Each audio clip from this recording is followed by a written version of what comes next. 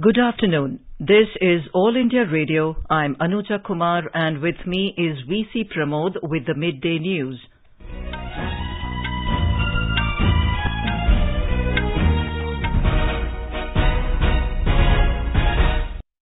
The headlines. Budget session of Parliament concludes. Both houses adjourn sine die. Government to roll out GPS-based toll collection system and introduce e-highway from Delhi to Mumbai, says Union Minister Nitin Gadkari. 6 states report surge in COVID-19, account for over 80% of daily new cases. More than 5 crore 31 lakh doses of COVID-19 vaccine administered in the country so far. Maharashtra becomes first state in country to administer 5 million doses of COVID-19 vaccine. Campaigning ends this evening for first phase of assembly elections in West Bengal and Assam. RBI Governor Shaktikant Das says India to become Asia's top financial technology hub. Prime Minister Narendra Modi to embark on a 2-day visit to Bangladesh tomorrow. First visit to a foreign country after COVID-19 pandemic. And in badminton, Saina Nehwal and Kidambi Srikanth make winning starts at Orleans Masters in Paris.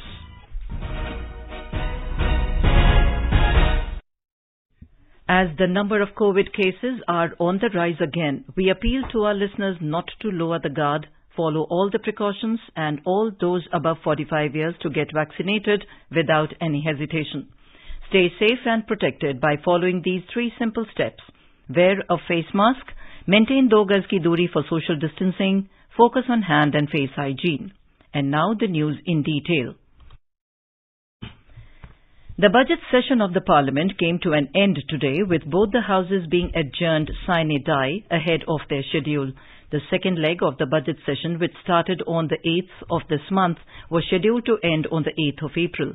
The first leg of the session began on 29th of January. In his remarks, Chairman of the Rajya Sabha M. Venkaiah Naidu said that 19 bills were passed during the budget session, which includes Major Port Authorities Bill 2020, Medical Termination of Pregnancy Amendment Bill 2020, Insurance Amendment Bill 2021, National Bank for Financing Infrastructure and Development Bill 2021, among others. He said the overall productivity of the upper house during the session stood at 90%. He thanked the members for their assistance in running the House efficiently during the COVID-19 pandemic and adhering to the COVID-19 appropriate behavior. He raised concern over the rising cases of COVID-19 in the country and urged the people to follow COVID-related protocols and come forward for the COVID-19 vaccination.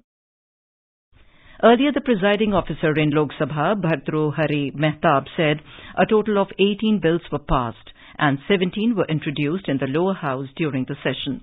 He said that important bill like Arbitration and Conciliation Amendment Bill 2021, Mines and Minerals Development and Regulation Amendment Bill, Constitution Scheduled Castes Order Amendment Bill 2021, Insurance Amendment Bill 2021, National Capital Territory of Delhi Amendment Bill 2021, Marine Aids to Navigation Bill 2021, National Bank for Financing Infrastructure and Development Bill 2021, Finance Bill 2021, Juvenile Justice Care and Protection of Children Amendment Bill 2021, among others, were passed. He said the productivity of the House stood at 114% during the budget session. On the behalf of all the members, the presiding officer wished for the speedy recovery of the Lok Sabha Speaker, Om Birla, who was tested COVID-19 positive. The Rajya Sabha bid farewell to 3 of its retiring members today. The term of the 3 retiring members of the upper house from the state of Kerala, namely Vayalar Ravi of Congress, K.K. Ragesh of the CPM and Abdul Wahab of IUML, comes to an end on the 21st of April this year. Chairman of the House, Venkaiah Naidu, conveyed his best wishes to these members. The government is working to roll out a GPS-based toll collection system and introduced e-highway from Delhi to Mumbai in the upcoming months. This was stated by the Road Transport and Highways Minister Nitin Gadkari in the Lok Sabha today. While replying to supplementaries, Mr. Gadkari said that toll collection through the FASTag has reached 93% across the country, which has resulted in 10,000 crore more toll collection in comparison to the previous year. He said use of FASTag has also reduced the waiting time on the toll booths. अब इसके बाद हम GPS system toll नाका कर रहे हैं, तो toll नाके खत्म कर देंगे और आपके गाड़ी को, नए गाड़ी को तो जीपीएस लाके आता है, पुराने गाड़ी में हम फुकट में हमारे तरफ से खरीदी करके आपको जीपीएस लगा देंगे, जैसे फास्टैग था, और वो जीपीएस सैटेलाइट से जुड़ा होगा और जहां से आप एंट्री करेंगे वहां रजिस्टर हो जाएगा, जहां से बाहर निकलेंगे वो भी रजिस्टर हो जाएगा, उतना ही टोल आपको देना पड़ेगा। क्योंकि बहुत सदस्य कहते हैं और सही भी है कि शहर के बाहर में ही टोल नाका खड़ा किया है, वो पुराने सरकार में कर दिए थे, हम नहीं निकाल पाए उसको क्योंकि वो कॉम्पेंसेशन मांगते हैं, तो वो भी बीमारी चली जाएगी और पूरी तरह से ट्रैफिक ट्रांसपेरेंट हो जाएगा। Centre has allowed COVID-19 vaccination for everyone aged above 45 years starting the 1st of April, irrespective of comorbidity. Those persons who are born before 1st January 1977 are eligible for vaccination. The comorbidities clause has been removed to make the system simpler. The CoWIN system will be open for registration and for booking of appointment of all persons of 45 years and above from the 1st of April.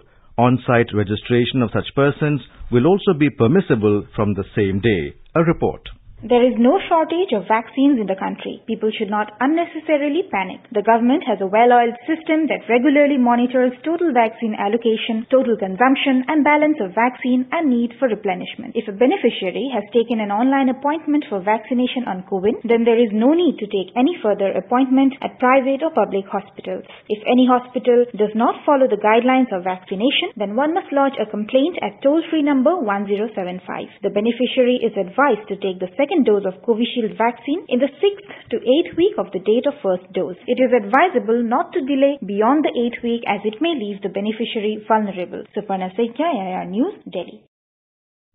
The Union Health Ministry today said 6 states, Maharashtra, Punjab, Kerala, Karnataka, Chhattisgarh and Gujarat are reporting a surge in daily new cases, and they together account for 80.63% of the new cases reported in last 24 hours.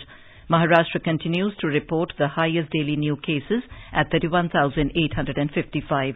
It is followed by Punjab with 2,613, while Kerala reported 2,456 new cases. Meanwhile, over 5,31,45,000 doses of COVID-19 vaccine have been administered in the country so far. The Union Health Ministry said that over 23 lakh doses were given to the beneficiaries in the last 24 hours. Meanwhile, the country's COVID-19 recovery rate reached 95.28% with a recovery of more than 26,000 patients in the last 24 hours. The ministry said over 1,12 lakh patients have already recovered from this disease. Presently, the total number of active cases in the country is over 3,95,000, which comprises only 3.35% of the total positive cases. A total number of 53,476 new cases have been reported in the country in the past 24 hours, taking the cumulative positive cases to over 1,17 lakh. The Health Ministry said 251 deaths have been reported during the last 24 hours, taking the toll to 1,60,692 across the country. The Indian Council of Medical Research said that more than 10,65,000 tests of coronavirus samples have been done during the last 24 hours, and more than 23,75 lakh tests have been conducted in the country so far. The government has expressed concern over the recent spike in COVID-19 cases in Maharashtra and Punjab. Addressing media in New Delhi last evening, Union Health Secretary Rajesh Bhushan said Maharashtra and Punjab are of grave concern, which have shown recent surge in new cases. The Health Ministry added that the revised time interval between the 2 doses of COVID vaccine is applicable only to Covishield and not to Covaxin vaccine. These 2 vaccines are being utilized in the ongoing vaccination drive.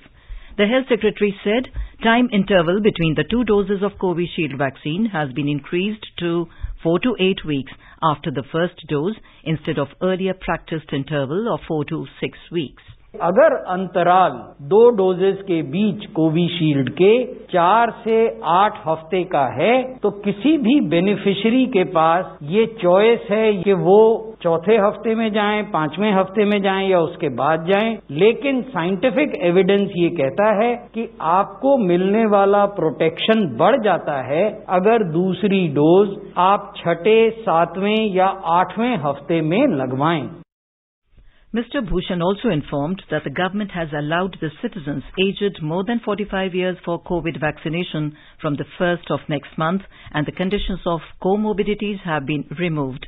On genome sequencing, Director of National Centre for Disease Control Dr. Sujit Kumar Singh said so far 771 variants have been detected in 18 states. Niti Aayog member Dr. V.K. Paul said the government has adequate supplies of vaccines to deliver on the vaccination program and there is no shortage of it. Dr. Paul said that adverse events following immunization AEFI committee has concluded and there is no problem of thrombosis event due to Covishield vaccine and it is safe. Mutation से बचने का रास्ता हमारे लिए virus को हराने के ऊपर है। समाज में वायरस जितना कम दबाव, suppress the chain of transmission, आप जितना सप्रेस करेंगे वायरस हमारे देश धरती के ऊपर उतना ही कम रेप्लिकेट होगा। और रेप्लिकेट कहाँ होता है? हवा में या मिट्टी में नहीं होता, हमारे अंदर आके होता है। तो हम अगर वायरस से अपने आप को बचाते हैं तो म्यूटेशंस भी नहीं होंगी। म्यूटेशंस को बचाने का भी एक ही तरीका है कि वायरस को सप्रेस करिए, वायरस को दबाइए, और वो वही स्ट्रैटेजी है जो कि हमें इन प्रदेशों में लागू करनी है, सब जगह लागू करनी है। कोविड अप्रोप्रिएट बिहेवियर को ये मास्क जो है ये लगभग उतना ही कारगर है जितना कि दुनिया का बेस्ट वैक्सीन जो हम बना रहे हैं, वो कोई फर्क नहीं है। टेस्ट करिए। Maharashtra has become the first state in the country to administer 5 million doses. As per Ministry of Health and Family Welfare's data, state has also topped the number of beneficiaries vaccinated till date. 43.42 lakh beneficiaries have received the first dose, while 6.72 lakh have received the second dose of the vaccine. In more than 3,200 sessions, around 2.71 lakh citizens were vaccinated in Maharashtra yesterday. In Mumbai, more than 9.75 lakh citizens have been vaccinated so far. Daily, around 45,000 people are getting vaccinated in Mumbai. The Madhya Pradesh government has announced that lockdown will be imposed on every Sunday in 4 more cities of Betul, Chhindwara, Ratlam and Khargon till further orders. Sunday lockdown is already in force in Indore, Bhopal and Jabalpur. More from our Bhopal correspondent. Schools and colleges will remain closed till 31st March in these 7 cities. Besides this, in the cities where more than 20 cases are being reported daily and in the districts where the average new cases per week are more than 20, only 50 persons can attend a marriage ceremony and only 20 people can take part in the last rites. More than 20 cases are being reported daily in Gwalior, Ujjain, Sagar, Vidisha, Badwani and Burhanpur. Meanwhile, Madhya Pradesh on Wednesday reported 1,712 new COVID-19 cases, while 950 people were discharged from the hospital. The positivity rate of Indore for the last 7 days has been 8.47%, while in Bhopal it has increased to 15.95%. Pooja Pivardhan, AIR News, Bhopal. You are listening to the Midday News on All India Radio. A reminder of the headlines before we move on. Budget session of Parliament concludes. Both houses adjourn sine die. Government to roll out GPS-based toll collection system and introduce e-highway from Delhi to Mumbai, says Union Minister Nitin Gadkari. 6 states report surge in COVID-19, account for over 80% of daily new cases. More than 5 crore 31 lakh doses of COVID-19 vaccine administered in the country so far. Maharashtra becomes the first state in the country to administer 5 million doses of COVID-19 vaccine. Campaigning ends this evening for first phase of assembly elections in West Bengal and Assam. RBI Governor Shaktikanta Das says India to become Asia's top financial technology hub. Prime Minister Narendra Modi to embark on a 2-day visit to Bangladesh tomorrow. First visit to a foreign country after COVID-19 pandemic. And in badminton, Saina Nehwal and Kidambi Srikanth make winning starts at Orleans Masters in Paris. For quick news updates on the clock, follow us on our Twitter handle at AIR News Alerts. चलो मिलकर एक शुरुआत करें, चलो एक फैसला आज करें, मास्क नहीं तो टोकेंगे, कोरोना को रोकेंगे, चलो एक इरादा करते हैं, चलो खुद से वादा करते हैं, मास्क नहीं तो टोकेंगे, कोरोना को रोकेंगे. Welcome back to the Midday News on All India Radio. The Parliament has passed the National Bank for Financing Infrastructure and Development Bill 2021 with the approval of Rajya Sabha today. The Lok Sabha passed the bill on Tuesday. The legislation seeks to establish the National Bank for Financing Infrastructure and Development, NBFID, to support the infrastructure financing in the country.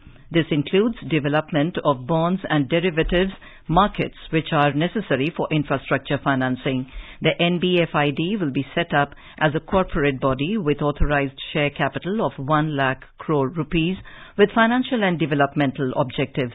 Replying to a discussion on the bill, Finance Minister Nirmala Sitharaman said that the NBFID will prove to be a catalyst for the ecosystem of infrastructure funding.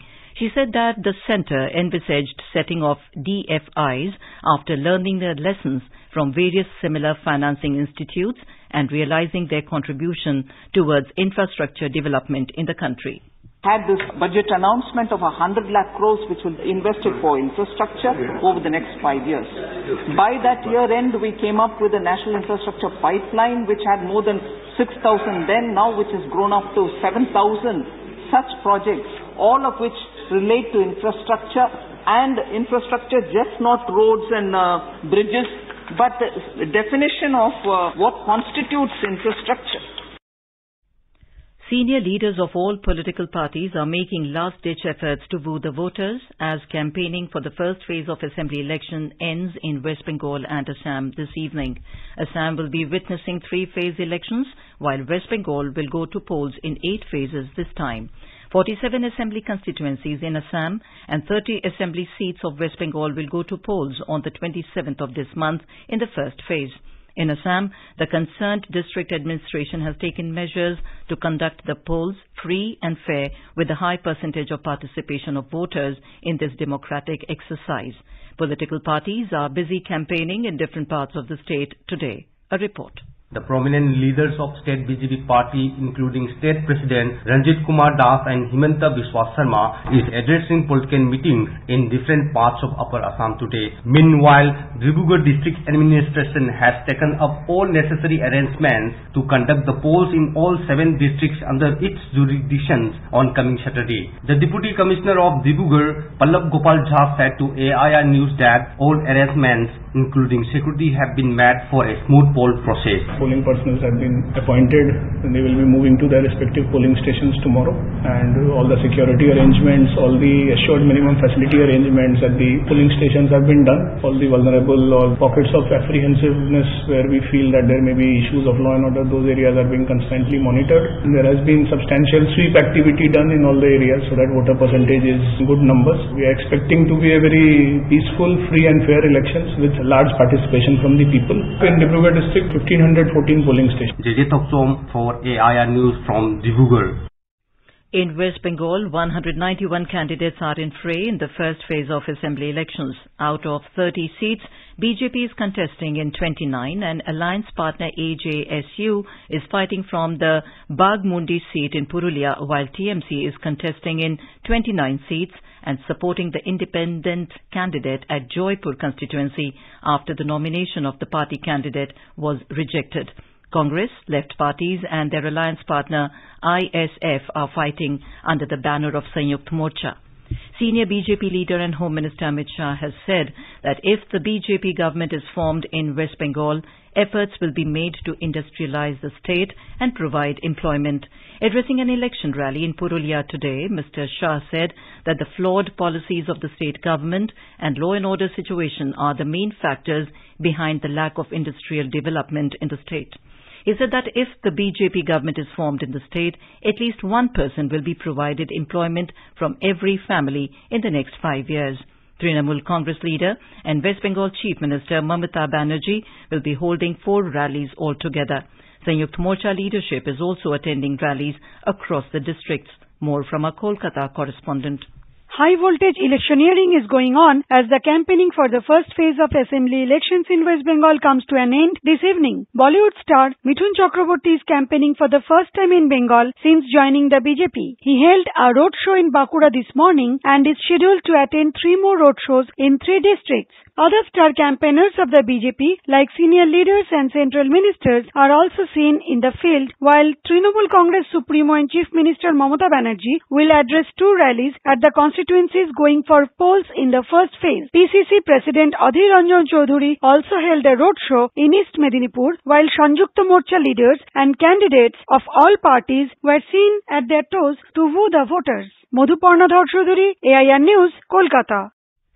Campaigning is also gaining momentum for the third phase of assembly elections in Assam and West Bengal, along with single-phase elections in Kerala, Tamil Nadu, as well as the Union Territory of Puducherry to be held on the 6th of April. Campaigning is in full swing in Kerala. A report. Chief Minister Pinarayi Vijayan in his campaign in Kollam district said that the LDF don't need any communal support to win the election. Meanwhile, NDA and UDF are trying to bring Sabarimala issue in limelight. While starting his election campaigning today, Suresh Gopi, the NDA candidate from Thrissur, said that Sabarimala is an emotional issue. Senior members from 3 fronts are expected to arrive in Kerala in coming days. BJP National President JP Nadda will arrive tomorrow for the NDA campaign. CPM General Secretary Sitaram Yechury is campaigning in Kottayam district today. Congress leader and ex-Chief Minister A.K. Antony, Congress leader Randeep Surjewala are in Kerala campaigning for UDF. Meanwhile, the distribution of ballot papers for those who are unable to come directly and cast their votes at the polling station is scheduled to begin tomorrow. Mayusha for AIR News from Thiruvananthapuram. In Tamil Nadu, as electioneering is reaching a high pitch, Income Tax Department today conducted raids at a college and related premises of a DMK contestant at Chennai and Tiruvannamalai. It is said that DMK leader M.K. Stalin had stayed there yesterday after campaigning.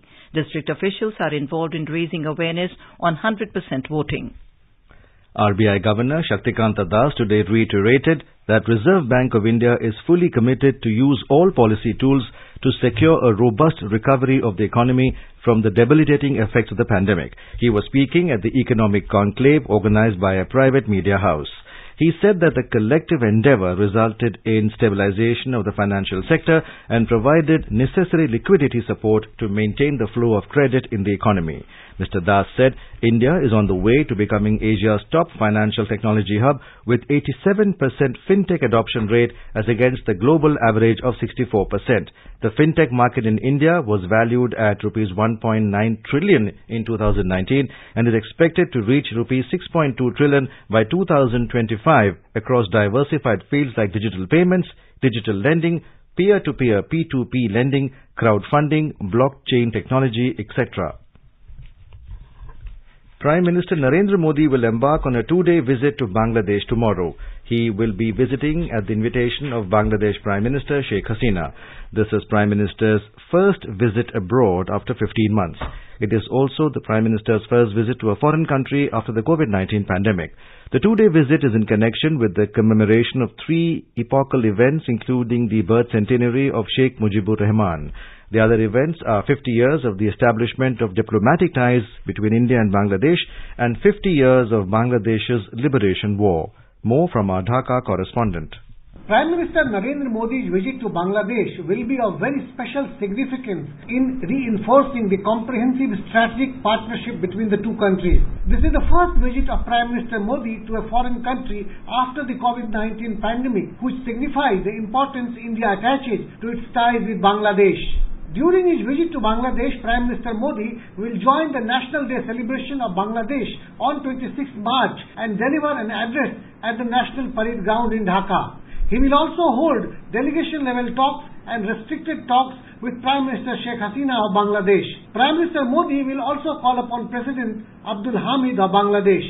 Several programs are lined up during the visit of Prime Minister Modi to Bangladesh. He will jointly inaugurate the Bangabandhu Bapu exhibition with Prime Minister Sheikh Hasina of Bangladesh in Dhaka. Prime Minister Modi will interact with representatives of the 14-party ruling alliance and the main opposition party, Bangladesh Nationalist Party. Rajesh Jha, AIR News, Dhaka. North Korea has fired 2 ballistic missiles into the Sea of Japan. However, Japan said no debris has fallen within its territorial waters. UN Security Council resolutions have already banned North Korea from testing ballistic missiles, which are considered threatening weapons. Japan and South Korea have condemned the test. The US Pacific Command said the test highlighted the threat North Korea's illicit weapons program poses to its neighbors and the international community. The command oversees military forces in the Asia-Pacific region. Asia's largest tulip garden on the foothills of the Zabarwan Mountains at Srinagar in Jammu and Kashmir was thrown open to the general public today. Advisor to Lieutenant Governor Basir Ahmad Khan was the chief guest on the occasion. Large number of tourists were seen visiting the majestic garden today to enjoy the beauty of nature. More from our Srinagar correspondent. Prime Minister Narendra Modi in his tweet has urged the people to visit Jammu and Kashmir and enjoy the scenic Tulip Garden Festival in Srinagar, where 50 lakh flowers of more than 64 varieties are in full bloom nowadays. Mr. Modi has also not missed to convey the hospitality of the people of Jammu and Kashmir. Meanwhile, in the wake of the ongoing COVID-19 pandemic, adequate measures have been taken by the Union Territory Administration of Jammu and Kashmir. It has been decided that no visitor shall be allowed to enter the garden without mandatory face masks, and all these standard operating procedures have to be necessarily followed by the visitors in letter and spirit in an effort to keep at bay the spread of the corona pandemic. It is worthwhile to mention that Badamwari garden has already been thrown open on 21st of this month for the general public, which is currently witnessing almond bloom all around and mesmerizing the people visiting over there. This is Sunil Kohl for AR News from Srinagar. The Tokyo 2020 Olympic torch relay kicked off in Fukushima, Japan today. It will travel through all of Japan's 47 districts over the next 121 days. The torch will arrive in Tokyo for the Olympic Games opening ceremony on July 23rd. Japanese footballer Iwashimizu Azusa is the first receiver of the start of the Olympic torch relay.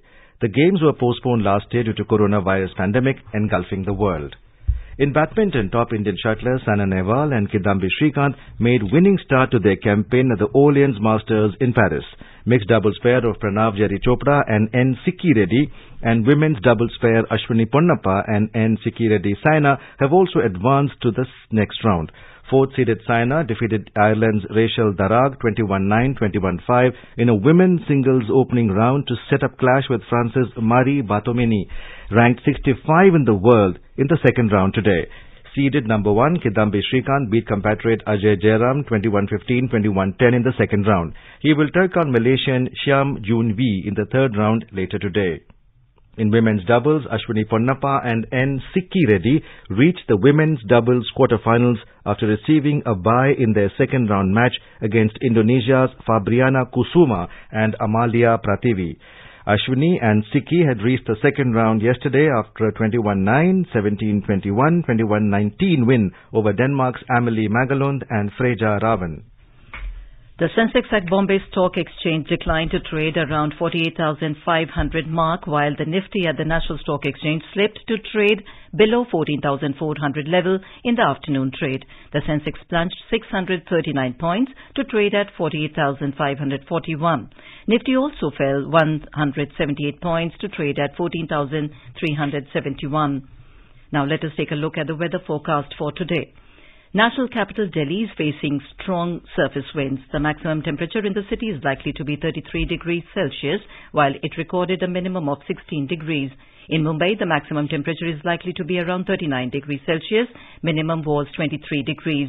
Srinagar is likely to have partly cloudy sky. Temperature in the city will hover between 5 and 14 degrees Celsius. Leh is likely to witness partly cloudy sky. With clear skies, temperature in Jammu will hover between 13 to 28 degrees Celsius.